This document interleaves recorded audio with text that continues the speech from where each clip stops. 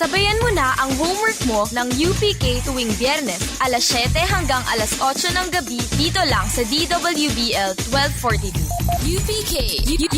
UPK is Genius on air. UPK is genius on air. Boring radio alert is now over. FYI, boring sluggish commentaries are not allowed. Boring, sluggish commentaries are not allowed. You want to talk about mothers? Oh, you want to talk about mothers? It's mother time! Good evening, everybody! Good evening! Alright, it's another episode of UPK, and tonight is very, very special because we will be talking about Our mama! So you want to talk about mothers? Ayan. The title of our episode for tonight, yes, is My Mama, My Hero. Diba? So, pero before we begin, we have special guests. Yes, we do. Welcome to the show, Adrian and Anthony. Hi, how are you? Thank you for having us here. Okay. So, tell us about yourselves. So, I'm Adrian, graduate of Don Bosco, Makati, Okay. 2013 batch. Then, currently, I'm in Don Bosco, Canlubang as a aspirant, a seminarian. So, and I've been in Canlubang for 2 years. So, I'm supposed to be in third year now, but I studied for 1 year at LaSalle first before I entered. So, right, ano nang year level mo ngayon? Second year. Second year, okay. How about you, Anthony? Hi, I'm Anthony. Same with Adrian. I also studied at Don Bosco, Makati. Are you batchmates? Same batch, yeah. Nice. 2013. Almost the same story. I just went to UST. Galing! Are you guys best friends? No, not really. So it just so happens that you guys belong in the same school previously, and then you decided to go to Canlubang after. Ikaw, baka may gusto ko itanong sa lahat. Would you like to introduce yourself? I'm good. How long were you in the seminary? I've been in seminary for 16 years. Imagination. I think he confused the seminary for the mental institution. Yeah, I think so. So, guys, how are you? Because me, I'm really fine. We're good. All of us here are good.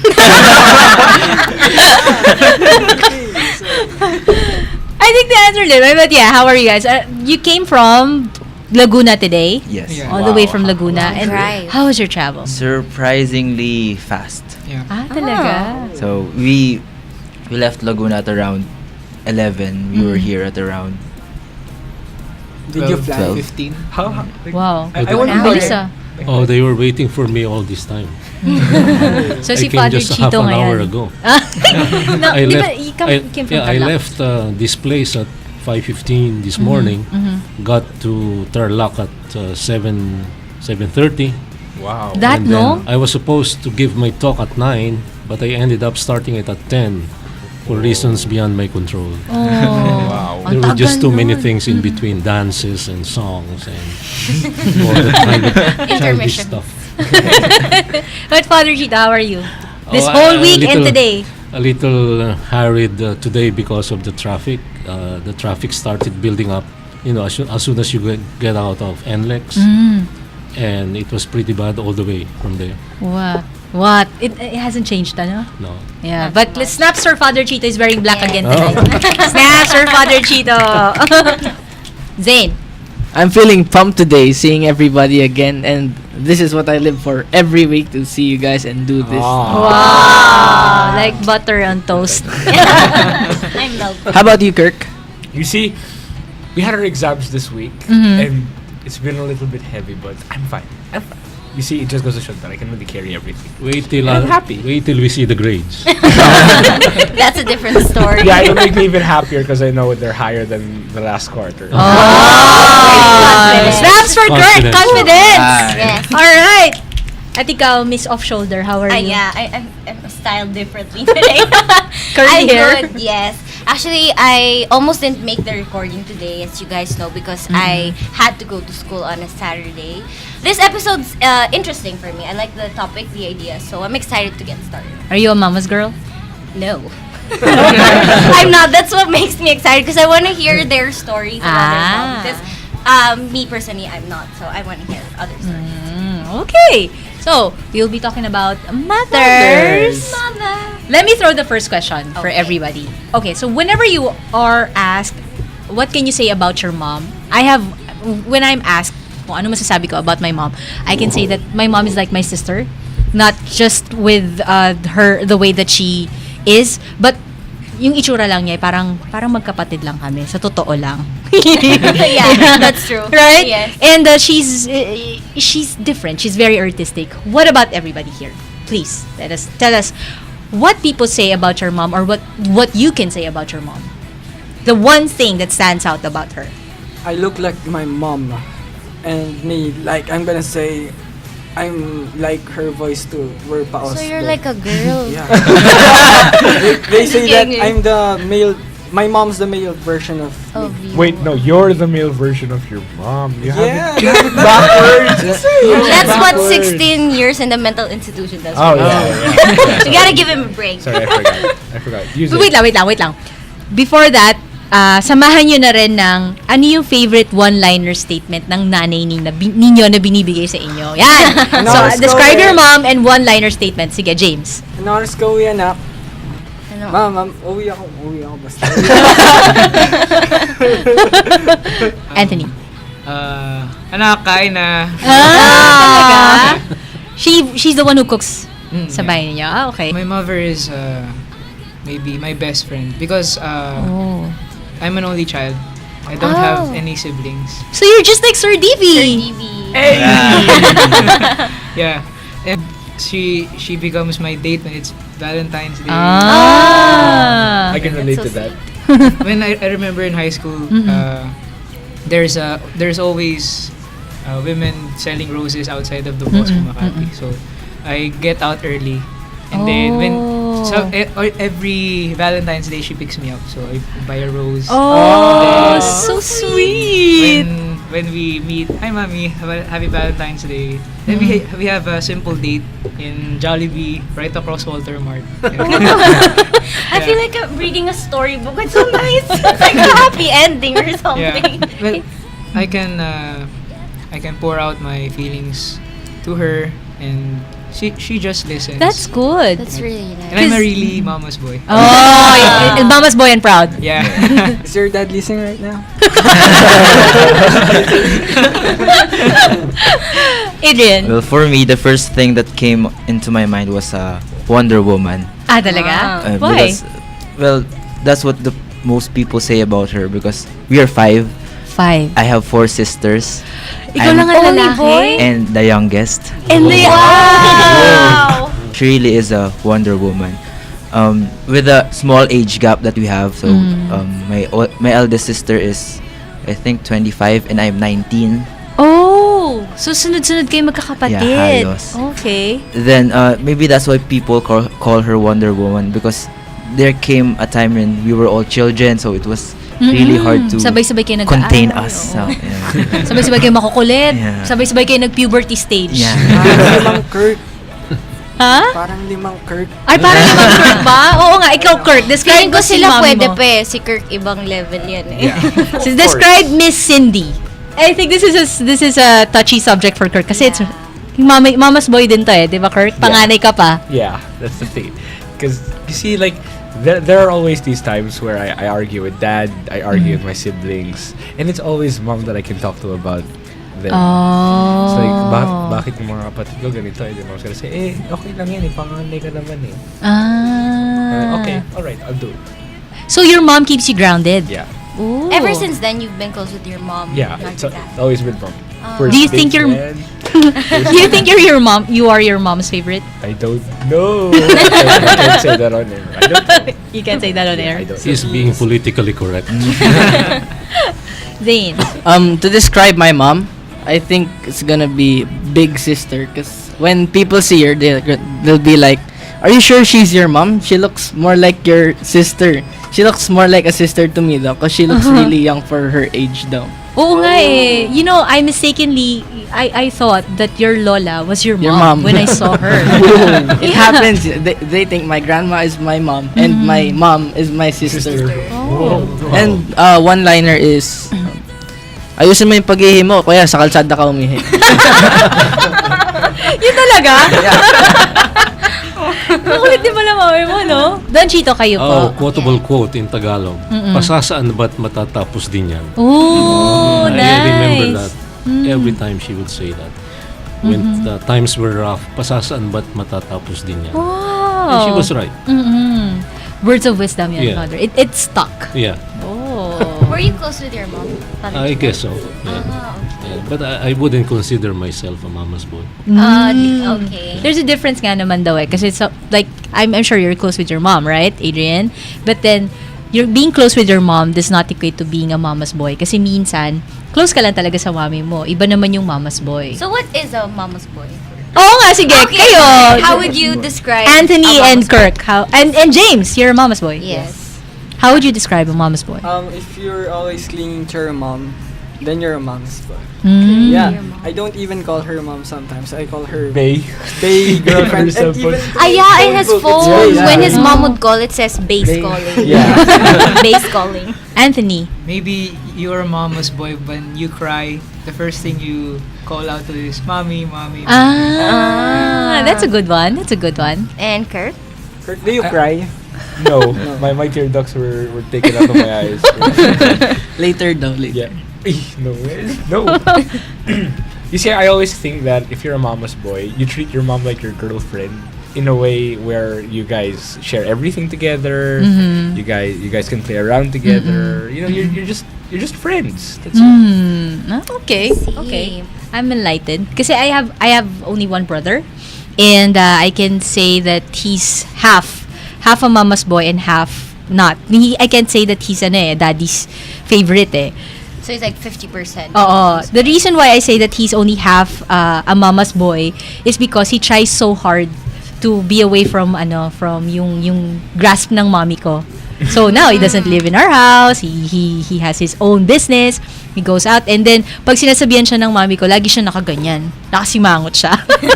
So, pero mama's boy siya kasi asan si mommy, lagi siyang ganon every time he's at home. Okay. Would you like to throw the second question, Kurt? Let's see. Why don't you guys tell me about the most overprotective thing that your mom has done for you? Something. I think I have one to share. Go. Sige. When Kyra. I was in high school, that's when I started commuting. So I didn't have anybody with me anymore. So my mom had this policy where I would have to text her about every hour or 2 hours or so when I go home. So Yeah, when I your leave mom, school, yeah. I have to text her. When I get to a stop, I have to text her. When I get to another stop, I have to text her. And then it's like how many stops before I actually get to our village? Still texting her. And then when I get home, my gosh. I also have to text her. I feel Mom you. and I home. feel you right there. You had that Yeah. same experience? Yeah. And then sometimes, like when you're in high school, you become busy with all the school activities that you forget to call her. And then she'd be nagging me on the phone like, why did you Oh call my her? Dear, oh, blah, blah, blah, blah. What time is it already? I told you to text me, blah, blah, blah, blah, blah, blah, blah, blah. So that was a time where my mom was very overprotective. Adrian, describe your experience. Okay, so maybe aside from the commuting. thing, maybe not really limiting my phone use so as to avoid having a girlfriend. Oh, you're in the seminary. Talaga? Paano? Well, maybe one thing would be always checking my phone. She Talaga? checks your phone? Yes. Wow. Then That's okay with you or not? somehow I got used to it, maybe. I don't think that there's anything wrong with it if you're not doing anything wrong, right? As a kid before, I really wanted to have my Your own space. Yeah. Yeah. Yes, Anthony, ikaw ang mama's boy eh. When I heard, I immediately thought about that moment when, during my first year in UST, I was, this is only a background story muna. Because Sige. I was going home at night. I think this was at Heran because I was coming from Taft. And then, I was sitting at the jeep, the front jeep, front sa may driver. Sa tabi ng driver. And then Okay. I was at the, nandun ako sa bungad. Okay. And then, nag-stop kami. Then nagte-text ako ganyan. Tapos biglang, biglang nagpagka-go, biglang, shook. Oh, nawala yung phone mo. May kumuha ng phone o nalaglag. Tapos, bata, kinuha niya tapos, nalaglag yung phone dun sa may parang tapos kinuha niya. Tapos tumigaw ako, sana di mo pakinabangan. Ganun. Then when I got home, tumatok ko sa bahay, yung tatay ko yung sumagot. Ay, nagbukas. Daddy, nakangiti pa akong ganyan. Nanakang phone ko. Nakagano ako. Tapos, huwag mo ako lukuhin. Hindi nga po. Nanakang phone ko. Talaga? Musta ka na? Okay ka lang? Ganyan, tapos pumasok na po kami. Mami, wala na po akong phone.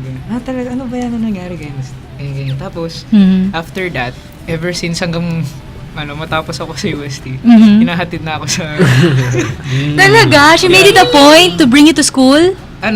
Actually, my Fetch. dad. Your dad. Because my dad's the one driving. So, hatid ako, tapos... Buti na nga lang, phone lang ang nawala. Yeah. So, dun sila siguro natakot kasi phone nang nawala eh. Oh. Pero, to be honest, you felt embarrassed? hindi naman. Actually, nagustuhan ko nga hinahatid ako kasi di na ako nagko-commute. Nakatipid pa ako sa... Tipid sa pamasahe. Okay. The only thing that my mom is overprotective about is when I go out and I don't call them or text them, and she gets really pissed. I remember that. I remember that. I feel all of you. She got really mad one time that I came home late and I didn't text her daw or Oo. tell her where I was, and she was very mad because she was worried daw where I was. Anong sinabi niya sa'yo? First thing. Nag-cellphone ka pa, hindi ka naman magte-text.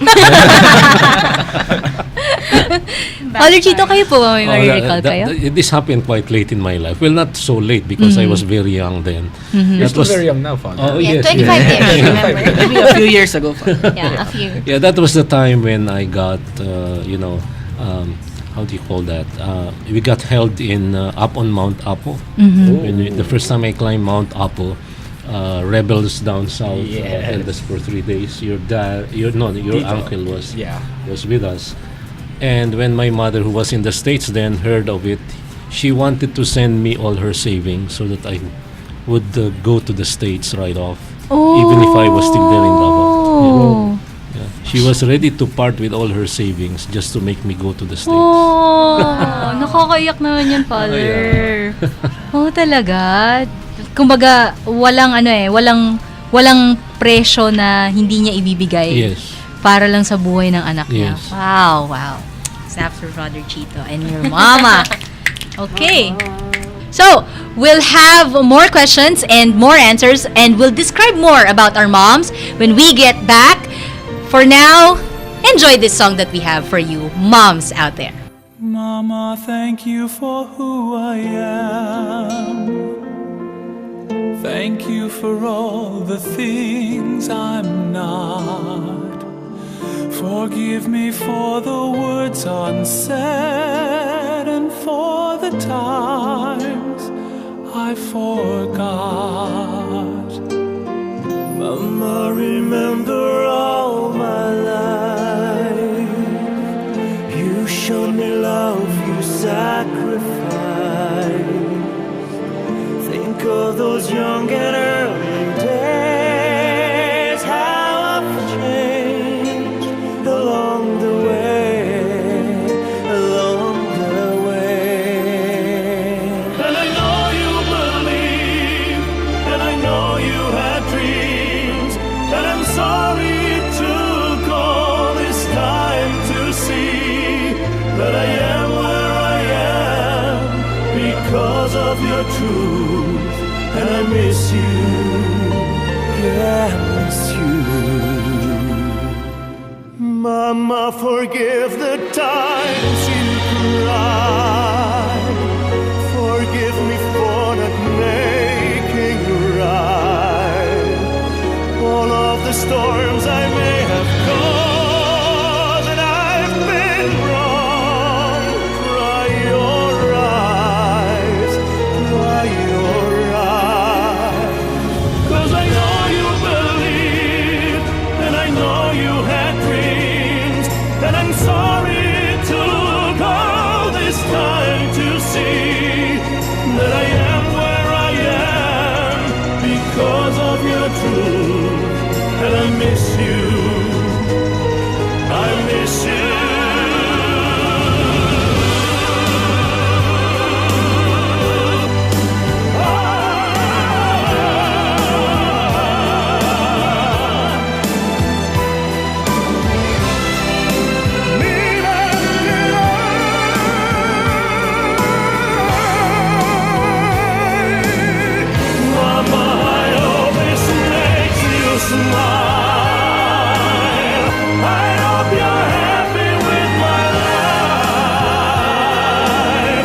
at peace with every choice I made. I've changed along the way, along the way. 'Cause I know you believe in all of my dreams, and I owe it all to you.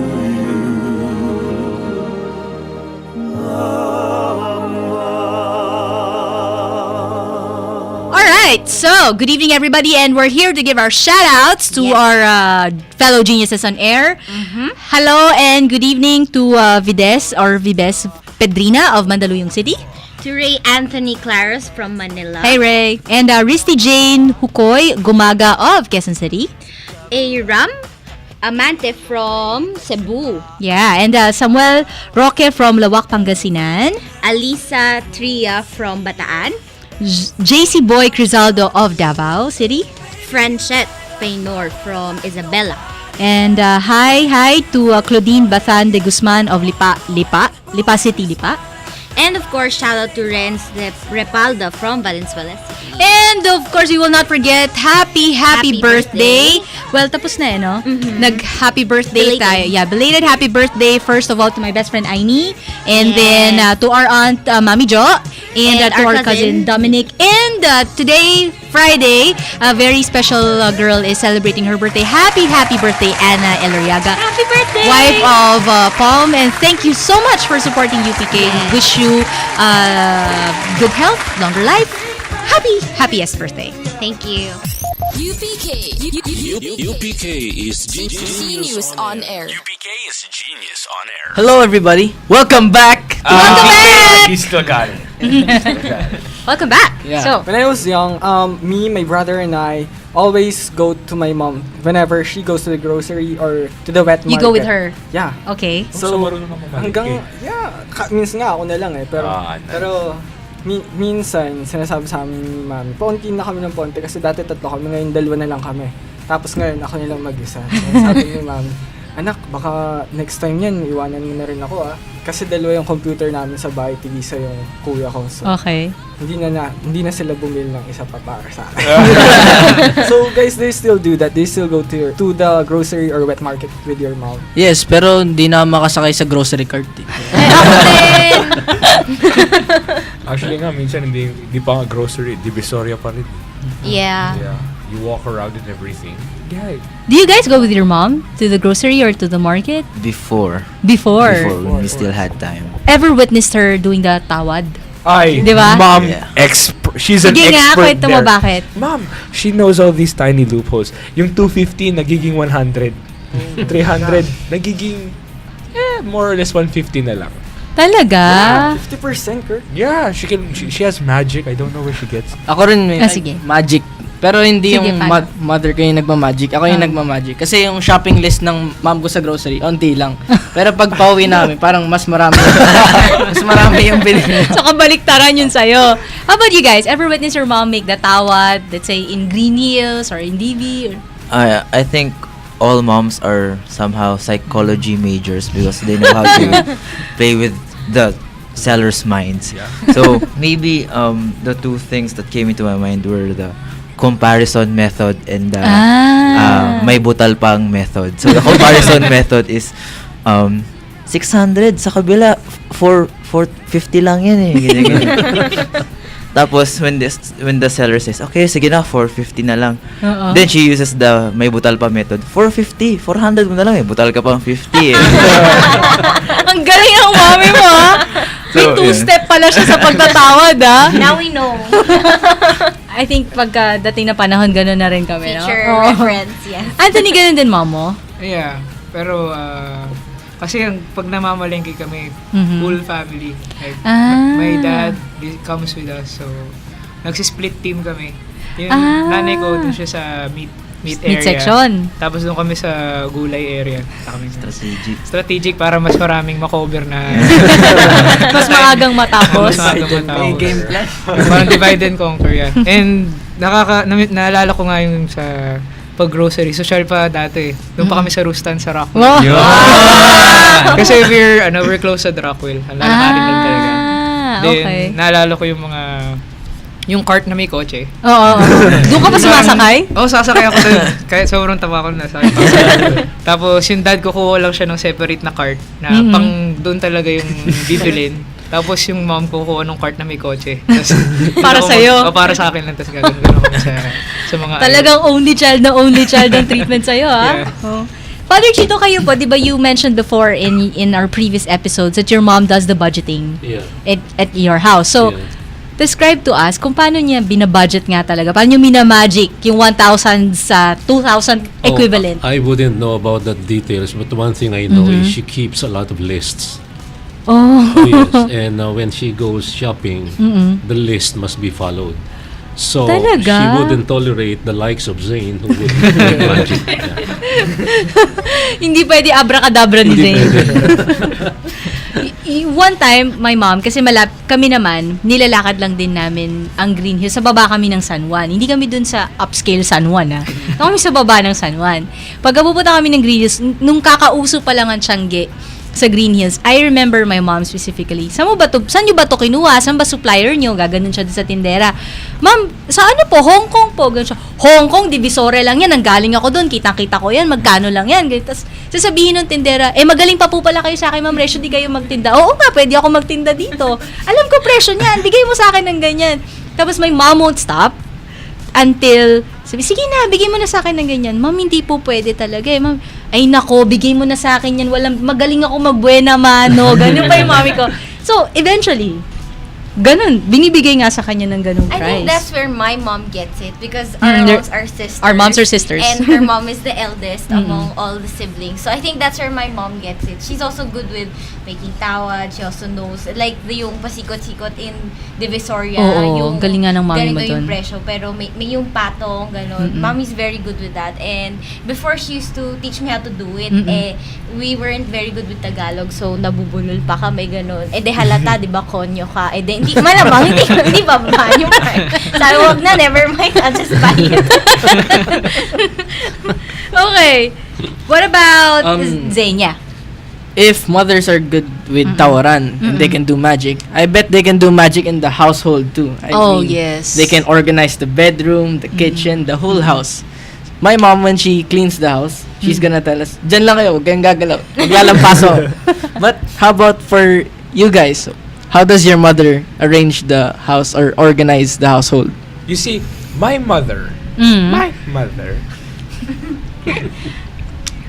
when she organizes the house, she makes sure that she does it, and she's done by a specific time.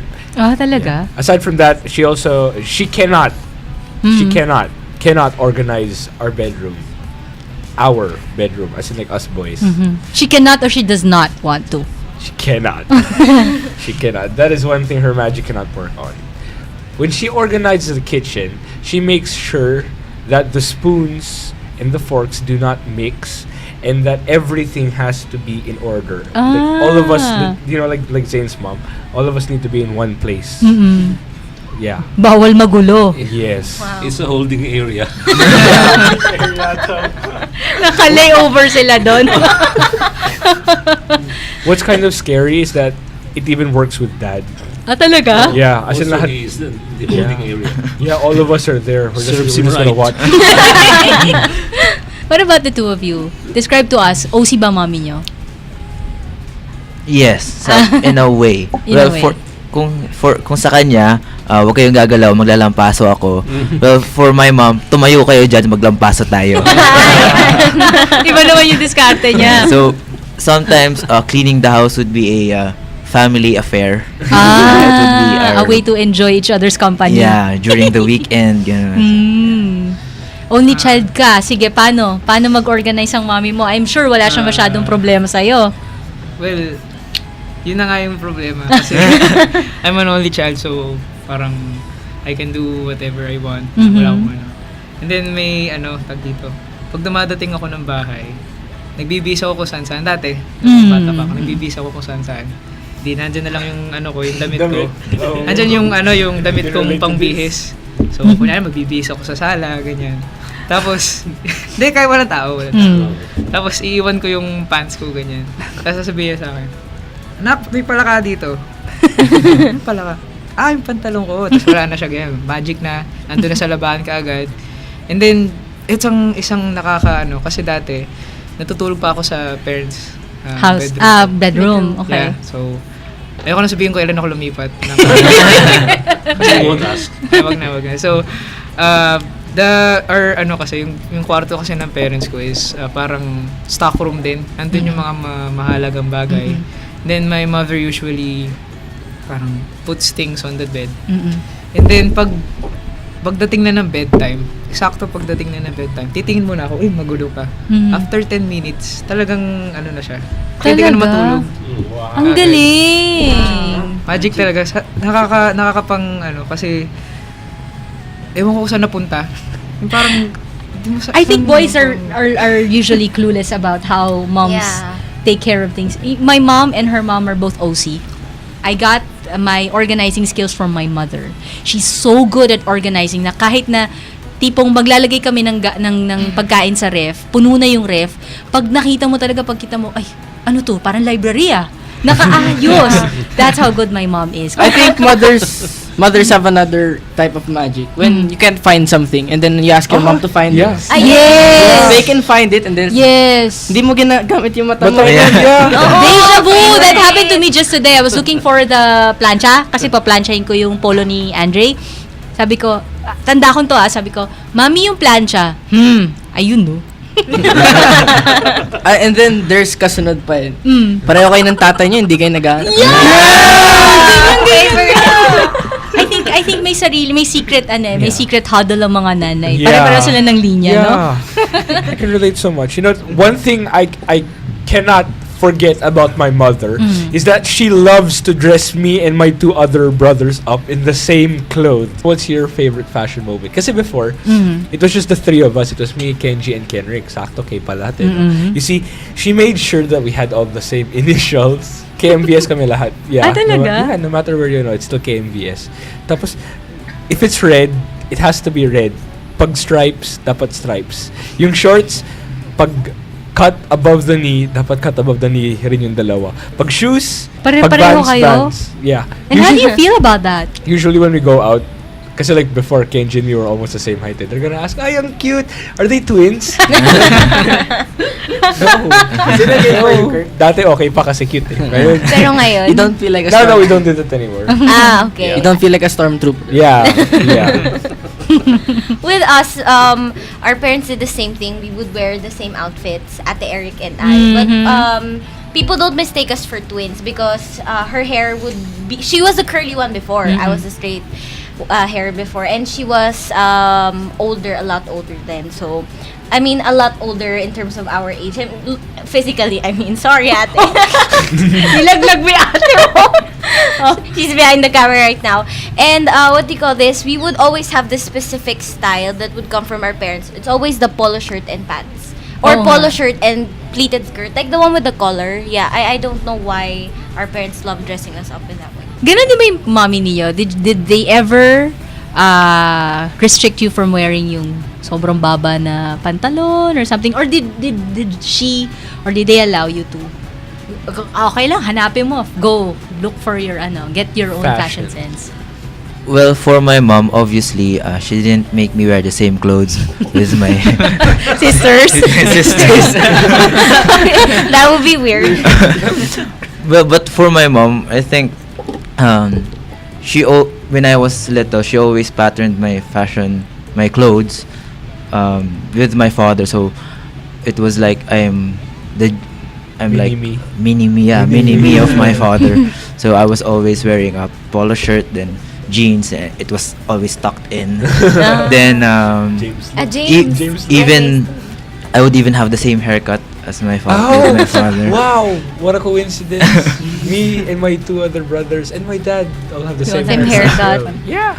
Then and you went to the barbers more or less. Yeah, at the same time too.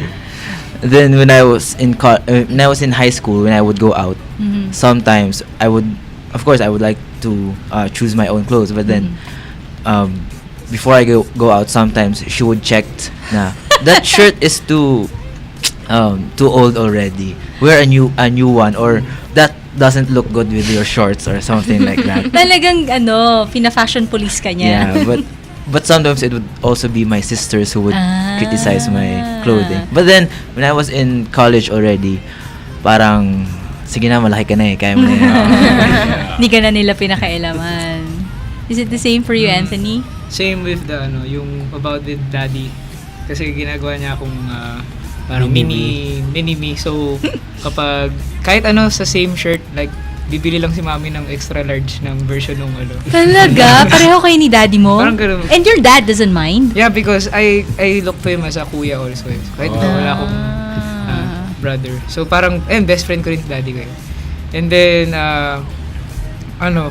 actually wala akong fashion really. You don't really care much about fashion. Minsan na lang nung bumili si mami nung parang nauso yung pastel na diba? Na pants, oo. Na pants. Tapos binili niya ako ng shorts. Tapos, try mo nga to. Tapos, try ako sa, pogi ah.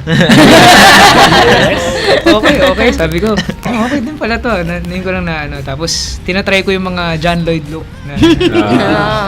Pero I'm not really, hindi talaga ako So, ang basic fashion ko lang yung, paano ako ni mami with pants, with usually nahilig ako sa Vans, mga ganong types ng shoes. Tapos yun lang. Tapos collared shirt, ganyan. So, I'm sure all your moms do not allow you to go out na lukot-lukot ang damit. Yes. My mom has no problem since most of my clothes, she's the one who bought it. So, she'll just tell me, pag di kita sinita suot mo, okay lang yun sa akin. But, the thing is, she will scold me when my shirt is the same. Sabihin niya, di ba kakasuot mo lang yan, magpalit ka ng damit, ang dami-dami mong damit. Because it's my favorite shirts like the Ant-Man, like she would tell me, dami kong biniling damit sa'yo, ayaw mo isuot, ang dami-dami mo dun sa wardrobe. So your mom is the one who tells you to dress more fashionably. Talaga? Yeah. Cool. Wow. Let's take a break for a moment. When we return, we'll ask a more serious type of tone. Like, pag-isipan nyo na, best memories, and then yung mga touchy moments. So don't go away. If you ever find yourself stuck in the middle of the sea, I'll sail the world to find you. If you ever find yourself lost in the dark and you can't see, I'll be the light to guide you. Find out what we're made of. We are called to help our friends in need. You can count on me like 1, 2, 3, I'll be there. And I know when I need it, I can count on you like 4, 3, 2, and you'll be there. 'Cause that's what friends are supposed to do, oh yeah. Ooh.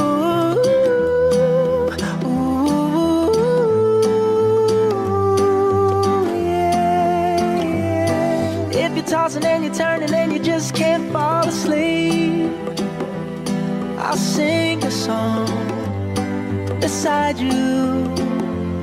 And if you ever forget how much you really mean to me, every day I will remind you. Oh, find out what we're made of. We are called to help our friends in need.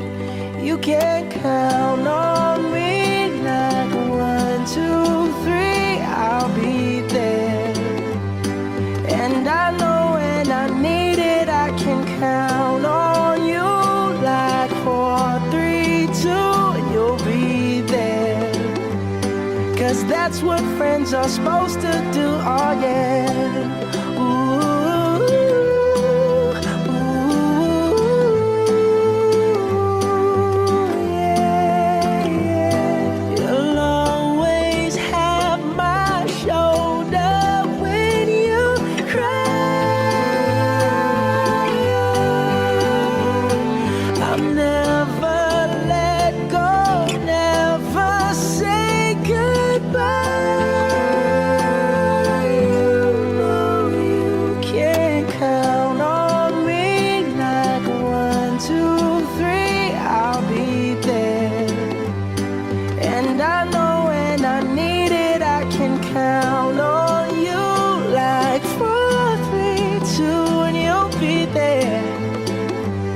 'cause that's what friends are supposed to do. Oh yeah.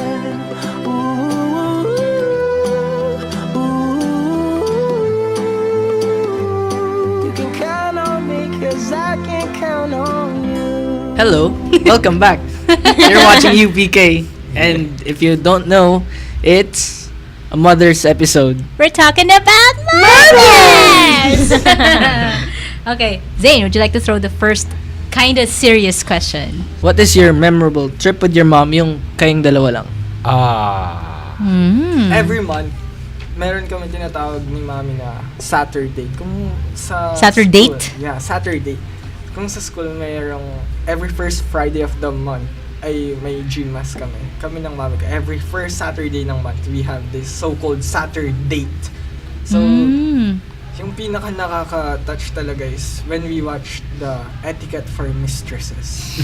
Yeah.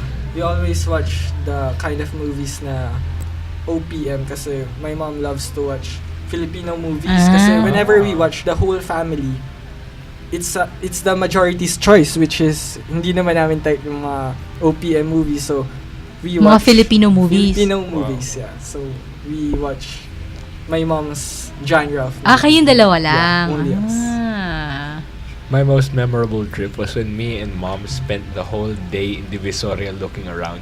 At the end of the day, on our way home, she gave me 500 pesos. And she said, "Sa'yo lang to, ha." Ang cute! Ang cute ni mommy mo. Hi, Miss Cindy. What about you guys? Yun nga, we're just a small family kaya tatlo. Most of the time, talagang whole family with daddy. So, kung kami lang ni mommy, maybe there was this time, before nung bata ako, dinadala niya ako sa church, nagsisimba kami. Kaming dalawa lang kasi si dad pupunta ng work. Tapos, bakasyon ata nun eh. So, magsisimba kaming dalawa. Pero hindi siya yung natuloy. Parang naging naging minsan, paminsan lang. Pero kung memorable, memorable kasama naman si mami sa si daddy. Sama ko na si daddy. Sige. Oo. Sige. Yung recent lang natuwa ako kasi nung bakasyon namin noong October, we have a 1 week vacation. We had a 1 week vacation. Sinabi ko na kay mami at kay daddy beforehand kasi October 28 anniversary nila. Sabi ko, "Mami, pag-uwi ko ng October 29, diretso kagad tayo ng sinehan, manonood tayo Everyday I Love You." Manonood tayo. Tapos, talagang minove nila yung date nila. Di ba kasi 28 yung anniversary nila? Ginawa Para nila lang sa akin. 29. Wow! Para makasama ako.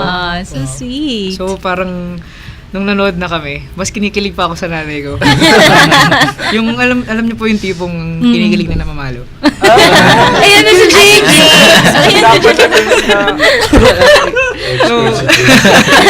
So yun, nakakatuwa kasi parang si James nga. Pag nakakatuwa kasi pag nanonood kayo ng mga ganung love stories, ganyan. Ang sarap lang kasi pag kasama mo yung nanay mo. Kasi she's a woman, so nakaka-relate siya. Siya yung nakakatama ng kilig moments. Siguro sa kanya ko nakuha yun. Kaya pag natatouch ako, naiiyak ako. Kaya parang basta nakakatuwa lang.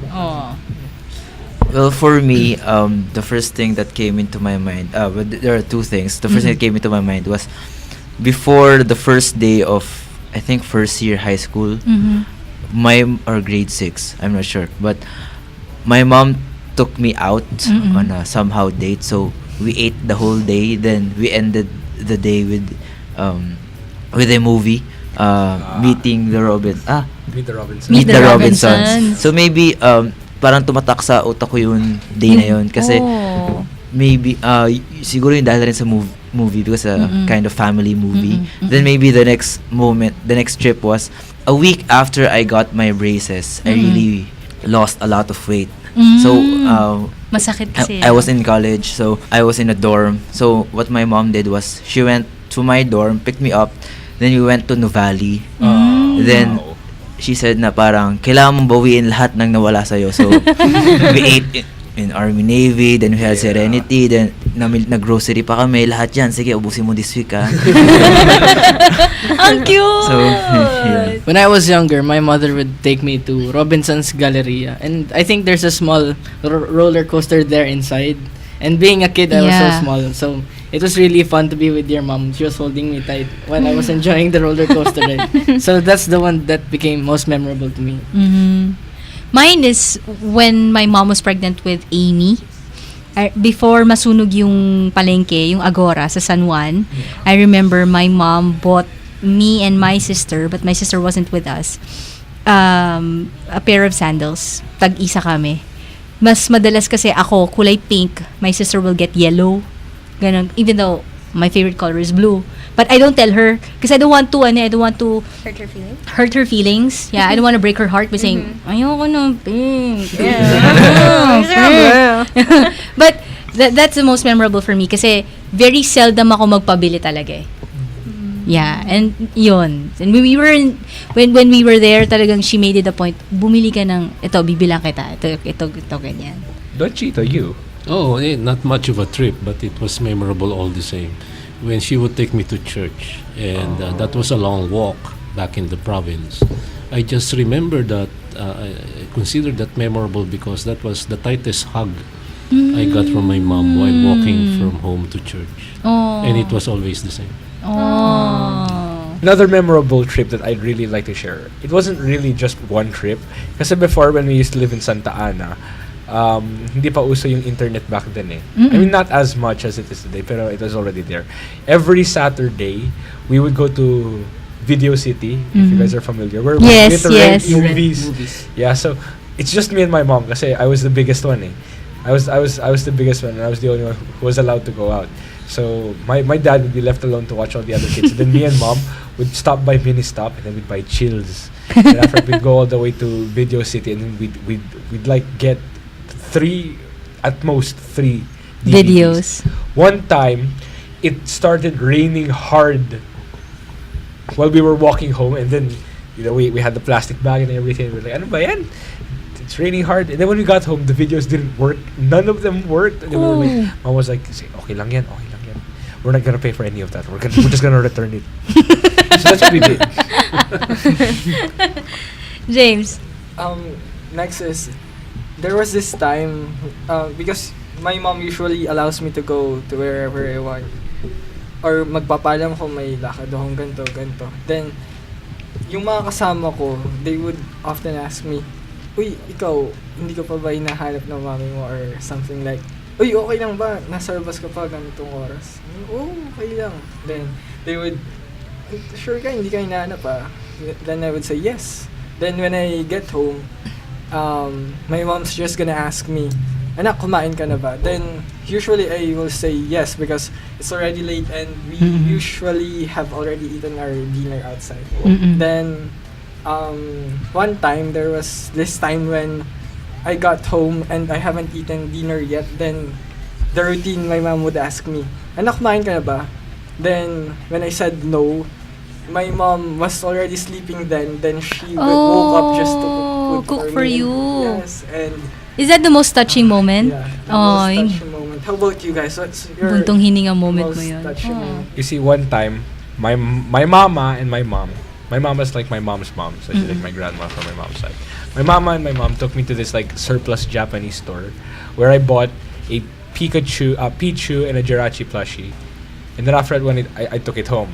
A few weeks later, after school, my mom comes home and said, Kirk, look at this. Oh, she bought me a Larvitar plushie, like a Pokemon. And I'm like, why did you? I was just like, yeah, mom, it's a Pokemon. I said, okay, good. Now I know you can keep it. I'm like, okay. There was this time wherein me and my mom really had this heart-to-heart session. Na there was about. Was it when you decided to go to the seminary? Yeah. Wow. Inunahan na kita eh, no? Okay, game. Kwento mo. Because at first, I wanted to have the 3-day stay at the seminary. So what I did was, may retreat kami. So I did not say that it was about going to the seminary. Oh. Ayun. Then, after that, so I was really having a hard time telling it to them because I was the only boy, youngest. Then one day one night I tried to say it to my mom na, Ma, parang I want to enter the seminary.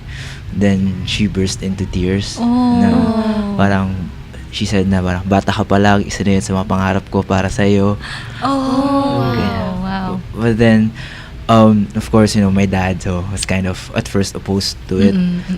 But then, my mom really was the one who supported Convinced me you? all the way. And supported you? Yeah. Ooh. Maybe that night when she said na parang bata ka pa lang, yan na yung pangarap ko para sa'yo, parang it was one of the most affirming things that my mom said to me na it was para sa akin, although of course all moms support us in every endeavor we have, parang para sa akin yun yung biggest push na binigay niya para sa akin. Well, Anthony, don't cry on us now. once again, opposite naman. Si dad ko naman yung may gusto. Not really gusto, parang sige anak Pero ko. siya yung mas supportive. Mas supportive siya. Si mommy, I would understand kasi nga I'm an only child and this is such a drastic decision na parang sobrang siyempre anak mo to tapos parang mawawala ng bigla-biglaan ng sobrang tagal. Then when I would talk to her about my feelings, Mami, parang gusto ko mag-seminary, parang paano pa lang, Pahapyaw. Yeah, ano yun lang niya na pa-joke pa nga, sige, okay na, try mo, ganyan. Gusto mo. Pero when I became, yung serious na, Mami, there's this, tag dito, 3-day orientation. Parang, actually, sabay kami nun Okay. Yeah, sabay kami.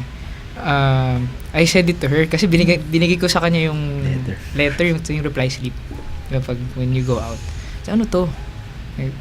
Stay po kami sa Kanlubang ng 3 araw. Ha? Alam niya na po yun yung seminaryo. Tapos, na ano siya, na parang alam niya yung na, parang medyo na bad trip. Kasi, yun nga, kasi, parang mamimiss ka niya ng gusto.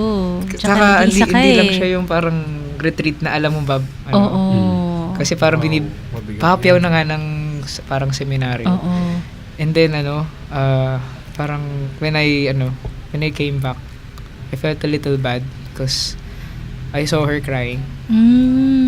Na, Anthony, please consider me. Parang, please, I don't want think to say about it very anything hard. More. Parang, basta parang ganun. ganun. Think about it seriously because you're an only child. You can serve God in another way. So, I was really, I don't want, that's my greatest weakness. Seeing my mother cry. I can't bear it. Parang, lalo na kung ikaw yung dahilan ng pag-iyak niya. So, napaka talaga. So, yun yung ko, parang naging dahilan na, sige mami, mag-UST muna ako. Kaya ka nag-UST muna. Gusto ko na po talagang pumasok noon after from the high start. school. Yeah. Okay. So, parang, sige mami, I'll try UST first. Pero, nung nag-decide ka na after UST, how was it? I remember kasi during my stay in UST, I was still undergoing parang outside formation. I was going to my vocation director, si Father Degs, Salesian also, sa Makati, because he was the moderator then. So I would go to Makati, Mami, I'll go to Father Degs, I just talk to him, have confession. And then during that time, you would talk about, Anthony, how's your vacation? How are you, vocation? How are you feeling? How are you, okay naman po. Ang dami ko na-realize. Tapos, then binato ko yung tanong kay Father. Father, pwede ba akong pumasok kahit after college? Oo naman. Kahit kailan pwede kang pumasok kahit after first year, pasok ka na. Parang doon ako nagkaroon ng Oo nga, kasi I realized din ako nagiging masaya sa UST. Especially with my course, I was taking biology. I was supposed to become to a medicine. doctor. Yeah. I was wala doon yung puso mo. Wala doon yung puso mo. Pag wala doon yung puso mo, di ka talaga mag-enjoy. Kahit pilitin mo. And then, I remember this parents encounter we had in 4th year with Father Dennis Paez, another Salesian. He told us, if you don't want to confront your parents or your mother, you write a letter. I thought about that again. Pwede ko naman sulatan yung parents ko. Then I wrote that letter. Then I gave that to my parents. Then when I came back home, yun, umiiyak. Sige, anak, kung ito talaga gusto mo. So, na bandang huli, pumayag na rin siya sa'yo. Parang nakakaano lang. Mabigat pero in a way, pagdating naman sa dulo, magaan siya na. Okay. UPK.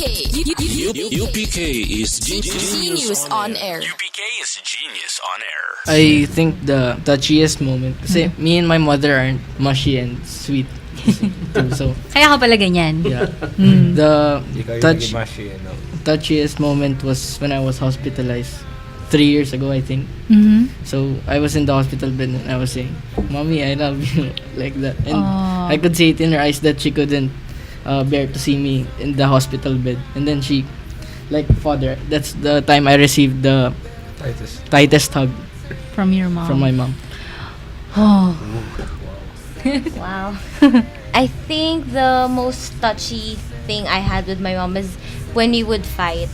When we would fight, we tend to yell at each other. I would admit that. And towards the end, mommy would feel bad about it. And I remember her what do you call this, hugging us, especially when things got really rough with our family, like our family issues. It got really rough, and I remember that our mom hugged us, all of us, our siblings, because it was really, really tough back then. So I think that was the most touchy thing that I had with my mom. Oh. Last na ako, no? Yeah. Tama ba? Last na ako. Okay. Ayan eh. The talking stick goes to you naman. Talking stick. It is Okay. your time to talk. Marami akong touching moment kasi my mom and I are not very close at the beginning. I think now we're closer than before. I have so many issues kasi I grew up with my aunt and my lola and nakakainis. But one time we fought so hard and my mom told me, akala mo ayaw kitang kunin? Sabi niya sa akin, akala mo ayaw, gusto kitang iniiwan sa lola mo? Sabi ko sa kanya, lagi mo namang ginagawa yun. Sabi ko sa kanya, grew up like that and I suffered a lot without you and my siblings and my dad. And she said, I had no choice. There were 3 of you. Masyado pa kayong bata. Masyado din akong bata. So, pasensya ka na, anak. Yun ang sinabi niya. That's the most touching moment for me because I thought it was convenient for her. I thought it was okay with her. And then, when I heard that, now that I'm married, I realized, ang dami pala niya talagang sakripisyo. I mean, you know, the heartbreak that she went through when I was younger. And then, I had my face na nagloko talaga ako sa kanila. And she would always defend me with my dad. My mom would always go and say, huwag mong pag-initan, ganito, ganyan, ganyan, ganyan. I thought that okay lang sa kanya na napapagalitan ako ng daddy ko. Later on, she told me, kala mo masaya para sa akin yun, ganito, ganyan, ganyan, ganyan. So, ang linya ng mami ko ngayon lagi is, nakaraan na yun tapos na yun. Hayaan mo na, kalimutan mo na. Pagpatawarin mo yung mga taong nagkasala sa'yo. And every day, until now, because of our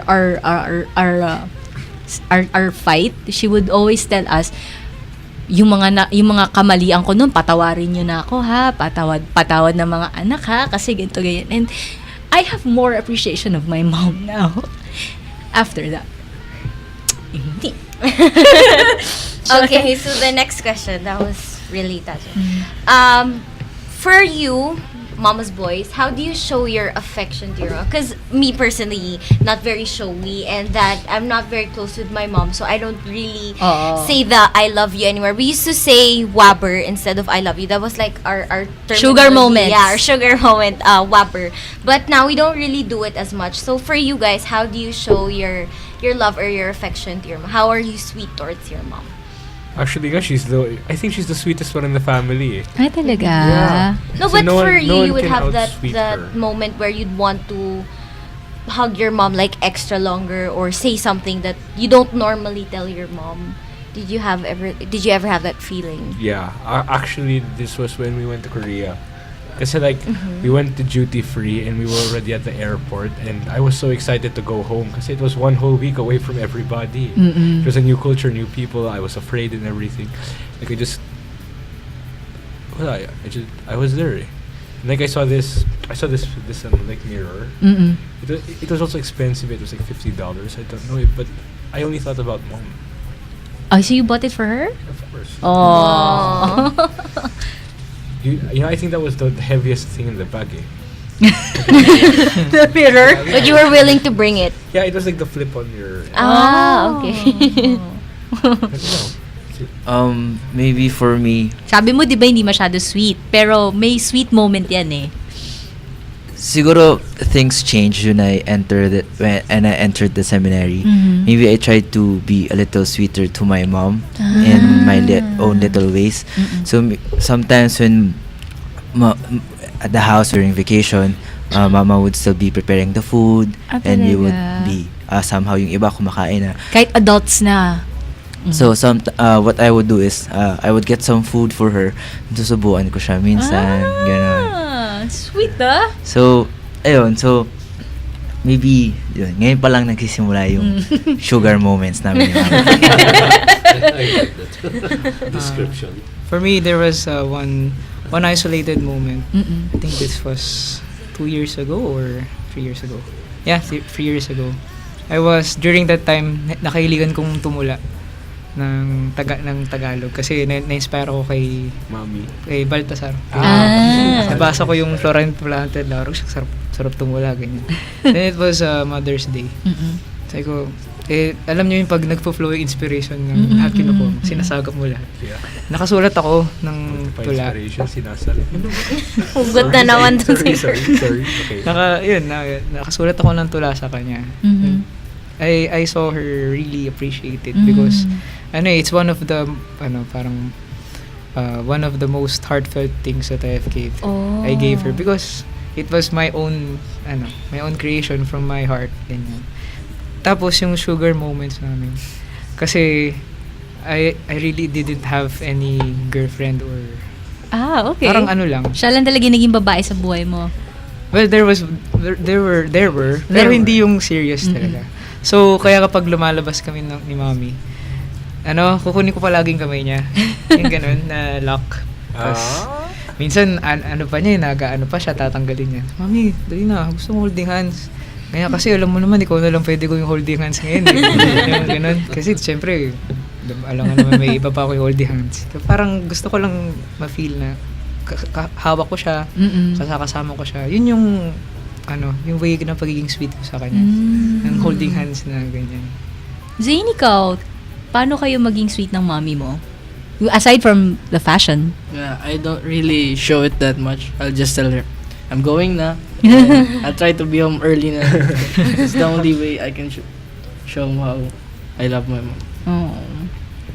My mom before, there was one time, I was in grade 6, a classmate died. And I couldn't sleep kasi kaming magkakaklase, nagtatakotan kami.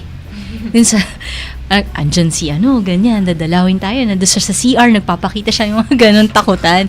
I couldn't sleep. Kasi hindi, growing up, I learned to comfort myself eh. Pero yung ganun, foreign sa akin yun, so I don't know how to be strong. My mom slept beside me. Yeah, my mom slept beside me and nung natulog na siya sa tabi ko, nakatulog na ako. Yun. And then, hindi ko maipaliwanag, pero after that, I felt braver. So, pag nagbibiruan na yung mga kaklase ko, ayun, nagaganyanan sila, sasabihin ko sa kanila, ano ba yan? Wala kasi kayong Parang tapang ko na bigla. Yeah. Father Chito, your mom, you said that there was one time that she hugged you really tight. Is that your fondest memory of her sweetness? Well, not really. That was not the fondest memory. But I was a seminarian like they are now in Canlubang, and I got sick. And the most memorable, fondest sentence that I heard from her was this: if you don't like it anymore, the house is always open for you. Oh, you can always come home. Yeah. Oh, it brings comfort. Oh yes. Right. Yeah. Kasi where you are, your vacation, it's a life choice right? So, I mean, you need all the comfort and security from your own family, right? Oh. And I must, in answer to what Adrian and Anthony shared, I must tell them that I was deeply touched by what you shared. And, you know, as they say, mababa ang luha ko pero Opo. I won't cry here in front of the camera. but I guess I'll say it during my good night talk. Actually, some of what I prepared for this morning in Tarlac jibes with everything I heard. I will get tissue. I'll prepare myself. Another memorable moment that I've had with my mom was when she kept on teasing me that she and Kenji went on a date to watch The Avengers when it came out. I was like, why didn't you take me? You knew I wanted to see that. And then I was like, ano ba yan? and then the tampuhan started from there. Oh. Yeah, Speaking of, okay. It went on for a while, and then after that there was a time where, you know, mom took me on a date where it was just us, and then we went malling. Of course, pag malling si mommy, she's gonna buy everything she likes, and then you're left with holding the stuff. Kaya lang, even if you're tired with holding all the stuff, you know na pwede mo siyang sandalan.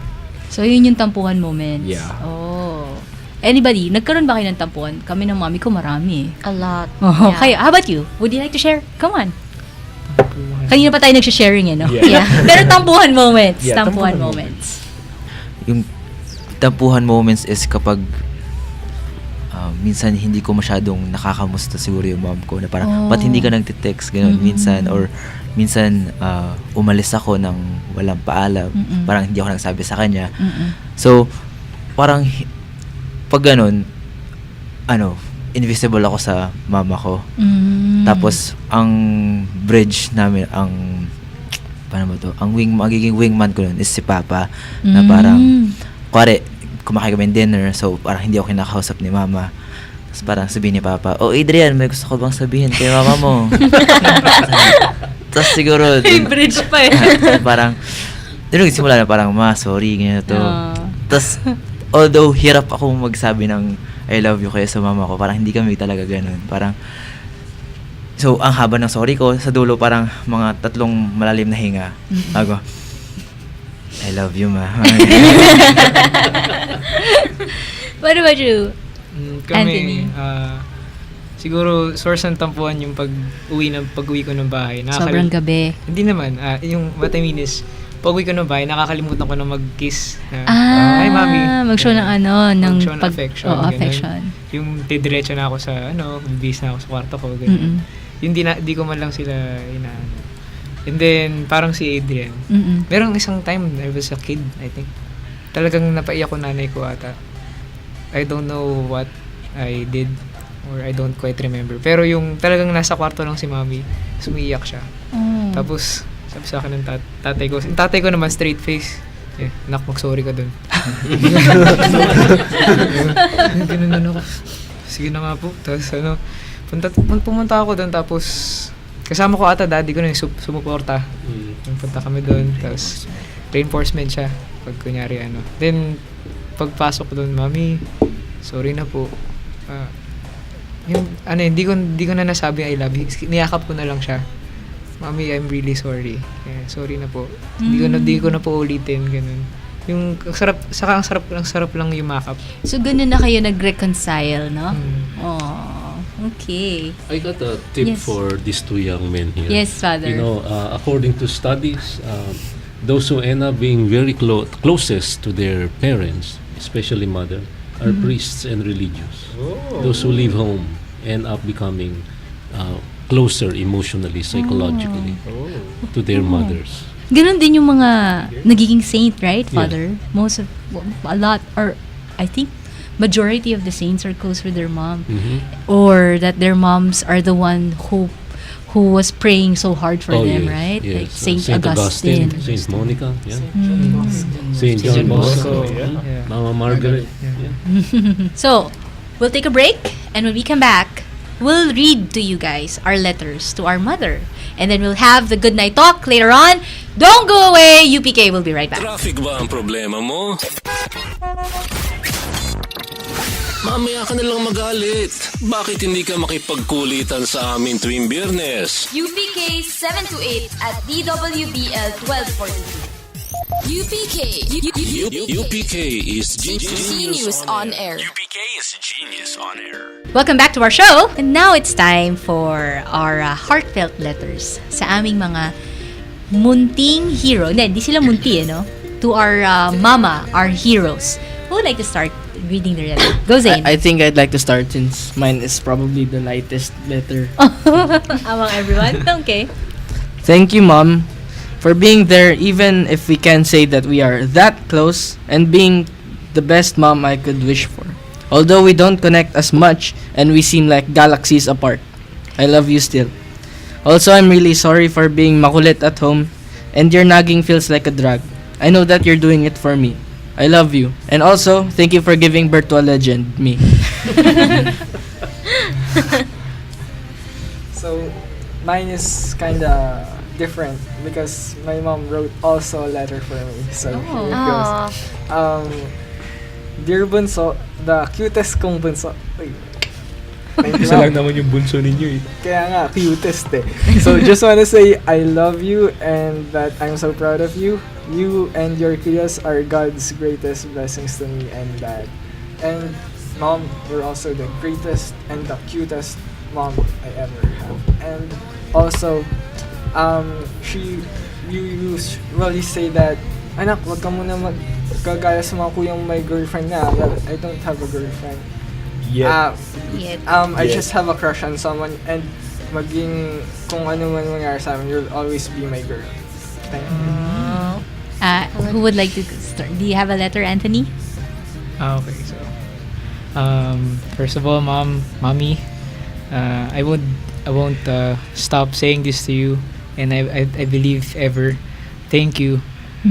Thank you first for being my mother, being there for me ever since I was a child, for bearing me, for giving birth to me, for choosing me always, and for taking care of me,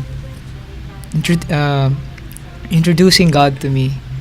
And you are actually the one who led me to where I am now. Thank you for being that generous, that I know it still hurts for you. It still hurts that I'm here, that your son is not with you all the time. But you're still choosing me in a way na inahayaan mo pa rin ako, na sinusuportahan mo pa rin ako sa gusto ng Diyos para sa akin. Hindi, sabi nga nila, ang pagmamahal ng isang anak ay hindi mapapantayan ng pagmamahal ng isang magulang. Kaya, Nay, Mami, thank you. Mahal na mahal kita, and alam mong ikaw lang ang magiging babae sa buhay ko. Wala nang iba. Maliban na lang kay Mama Mary, syempre. And, I remember that I will always love you. You will always be in my heart. I love you, Mami. Adrian. Ma, thank you sa lahat. Thank you for all the little things that you have done for us, and thank you for waking us up. Thank you for every morning so that we would be early for school. Thank you for driving us to school when we're already late. Thank you for cooking the best meals that we've ever had. Thank you for always checking if we're okay. Thank you for always checking if you've already eaten. Thank you for being you. Thank you for just being there. And is it too late to say sorry? 'Cause I'm saying sorry now for the times that I've somehow neglected you, Ma. That I'm sorry for the times na hindi ko na-appreciate yung pagmamahal mo na I just put it aside and said na nandyan naman yan, di mawawala yan. I took it for granted. I'm sorry, Ma. And now that I'm quite older, I understand and see all the sacrifices that you've done for us and you keep on doing for us. And grabe talaga. Minsan inisip ko, kahit hindi ko maisip kung sino ibang tao makakagawa nung ginawa mo para sa amin. And grabe ka, ma. Siguro, ma, kahit ilang I love you na yung sabihin ko sa'yo, parang hindi mo mabawi yung pagmamahal na binigay mo sa amin. Kaya I'll do my best to make you proud. I love you, ma. Aww. Kirky? Mom, first of all, I'd like to thank you for everything because, you know, you really, no one really can do what you do. Kasi, you know, aside from the fact that you're the greatest person in the world to me, no one really can do what you do. To start things off, I'd just like to say that I'm sorry. You know, sometimes I understand that my ways of growing up may seem rebellious to you. Sometimes it may seem like I don't give that much importance to you. Sometimes it seems like I'll be picking something else over you, but I just like you to know that I love you. And that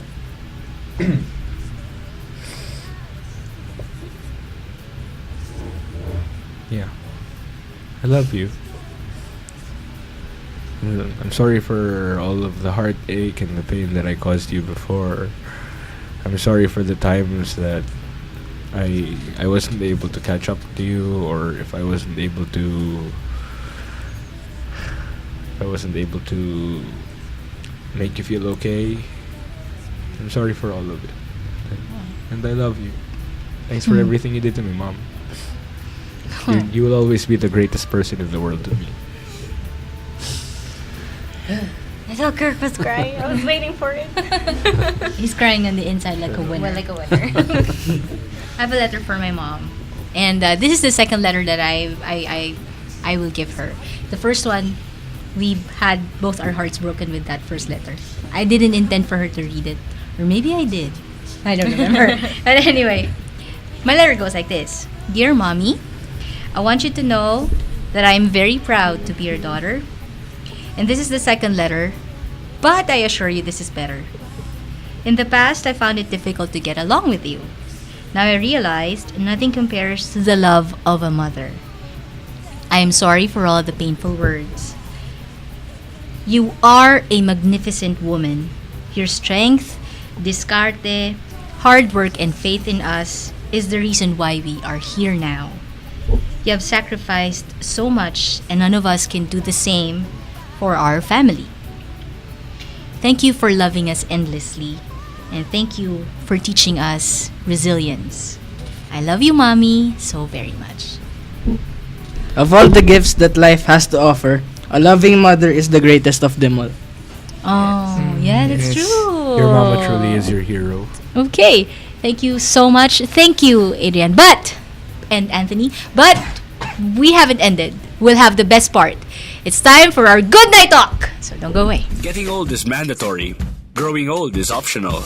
But growing wise and noble is not bound by time and is open to all. Young in fact and young at heart.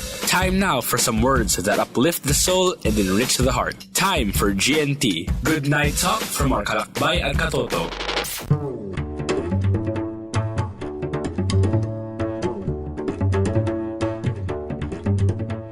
It is so heartwarming to hear everyone talk about their mothers. When it comes to mothers, it all seems one can never say enough.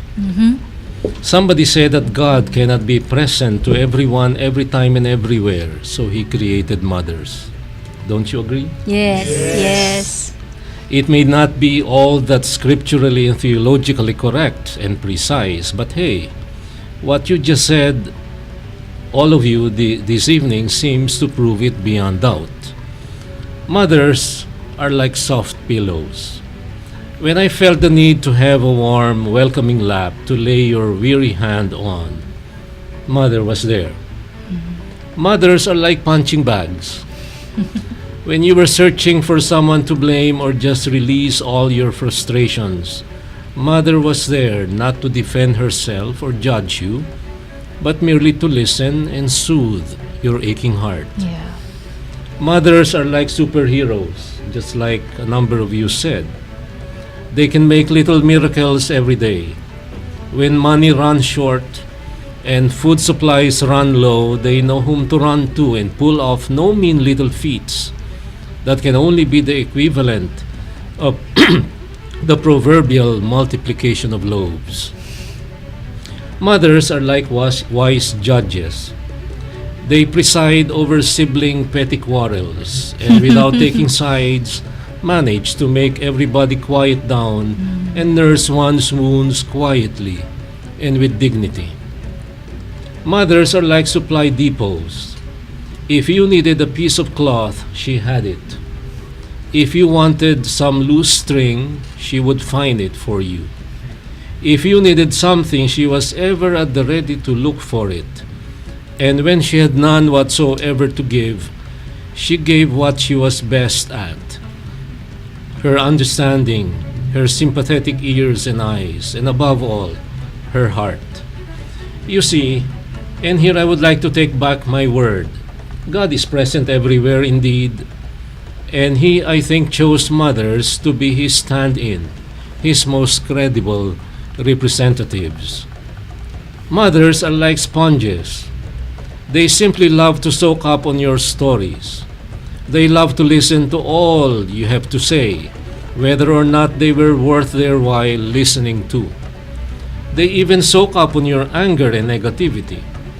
They will take it all in, for they are superheroes who won't reject any part of you. They accept you, warts and all. Let me share with you a beautiful write-up from Irma Bombeck. When God created mothers. When the good Lord was creating mothers, He was into His 6th day of overtime. When the angel appeared and said, "You're doing a lot of fiddling around on this one, Lord." And God said, "Have you read the specs on this order? She has to be completely washable but never plastic. She should have 180 movable parts, all replaceable. She should run on black coffee and leftovers. Have a lap that disappears when she stands up. A kiss that can cure anything from a broken leg to a disappointed love affair. And 6 pairs of hands." The angel shook her head slowly and said, "6 pairs of hands? No way.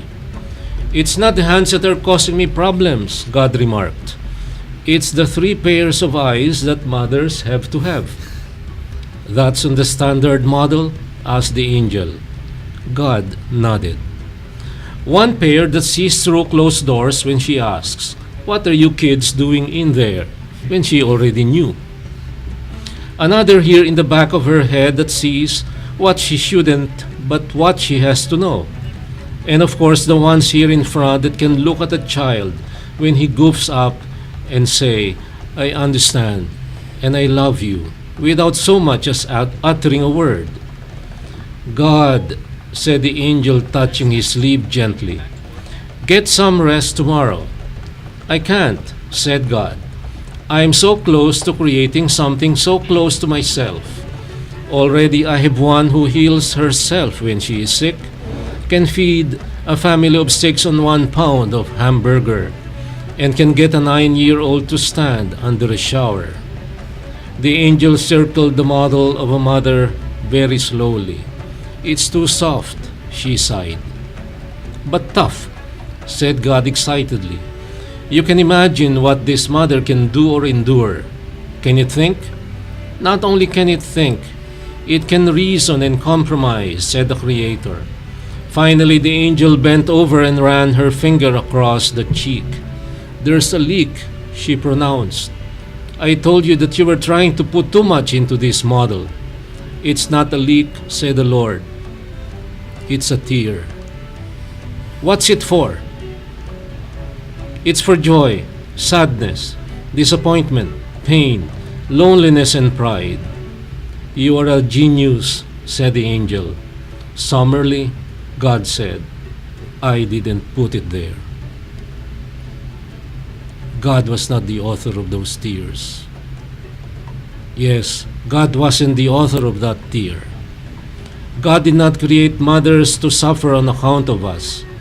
but He gave mothers that almost limitless capacity just like His to love. And to love means to be ready to shed a tear or two for the one she loves. That includes me. When I would snap at my mother for being a little slow to understand what I was saying, she uttered not a word, not a whimper. Like God in Christ, He did not flinch with all the buffets and spittings. My mother would utter nary a word or a whimper. When I would complain about things she had no real control of, and for which she was not in the least responsible, Mother would just look at me with love, just like the Lord looked at Peter who betrayed Him with love. You see, mothers were patterned after the heart of God, most amiable, most loving, most merciful. And what do we lesser mortals do in return? We are the cause of that tear, of that sorrow, of that suffering, and I am first in the list. One song that truly puts to words my feelings right now is one of my favorites, Il Divo's song, and I quote, "Mama, thank you for who I am. Thank you for all the things I'm not. Forgive me for the words unsaid, for the times I forgot.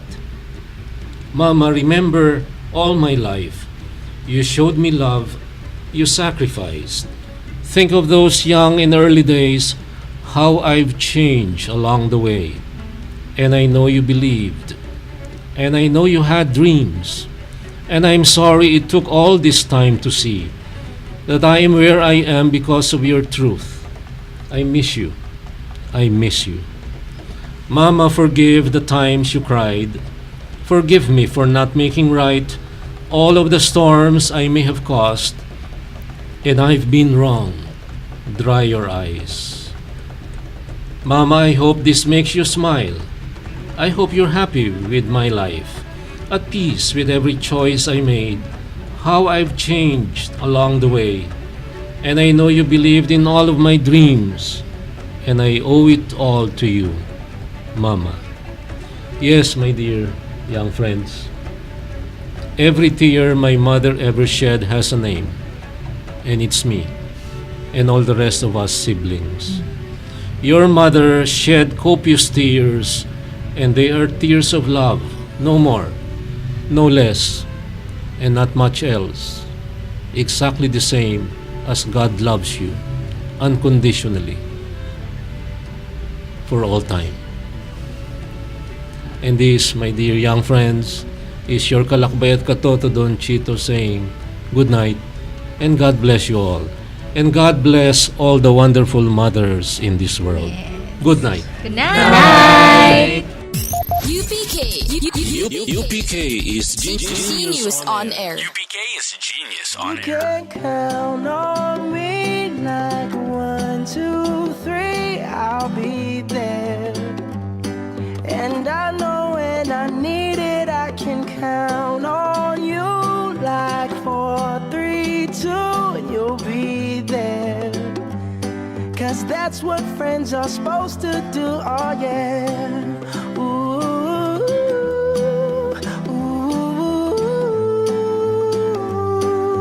yeah.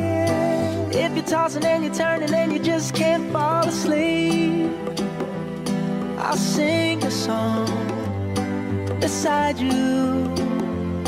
And if you ever forget how much you really mean to me, every day I will remind you.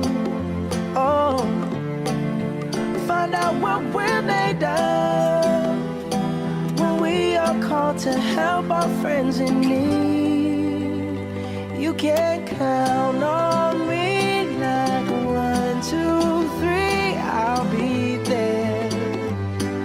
And I know